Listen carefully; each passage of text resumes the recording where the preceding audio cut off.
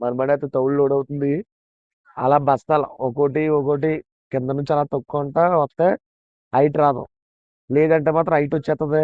మన తాడు ఇలా కట్టగానే 2, 3 గోతుల్లో పడగానే దిగిపోద్ది. అప్పుడు తాడు లూజ్ అయిపోయి బస్తాలు పడిపోతాయి. ఇదిగో మా ఊరు చూడండి వెళ్తుంది. ఇప్పుడు దాకా నేను ఈ పక్కన దొక్కాను. ఇప్పుడు దాకా మాయకి వచ్చినట్టు పొద్దున్న పొద్దున మధ్యాహ్నం 2 గంటలకు ఎట్టాం. ఇంకా లేదు. లారీ వేస్తున్నారు. ఈ వ్యాన్ ఉన్నదా వస్తున్నాయి లోడు. అది అవుతే ఇగో ఆ వ్యాన్లు అయిపోతే ఇక్కడ మనకి సరుకు రెడీగా ఉంది. ఈ తౌడు ఇది ఎదరదేమో నూకలు, ఆ పక్కదేమో తౌడు. మనకు అలా బొలేరోలో గట్ట వస్తున్నాయి. ఇదిగో ఆటోలోని ఈ బొలేరోలోని వచ్చింది వేస్తున్నారు అనమాట మనకి. చూడండి ఎలా చూస్తున్నారు హైట్.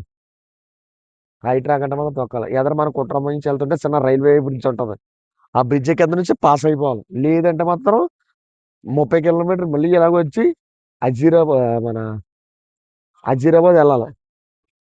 సైరా నుంచి అజీరాబాద్ వెళ్ళాలి. ఇలా 180 కిలోమీటర్లు. అది మెరకలో. అదే ఇలాగ వెళ్ళిపోతే కుట్రమ్మ 30 కిలోమీటర్లు. లేకపోతే తిరిగితే డైరెక్ట్ బైపాస్. టోల్ గేట్లు ఉంటాయని బాధ కానీ మరి ఈ రోడ్డే బాగుంటుంది.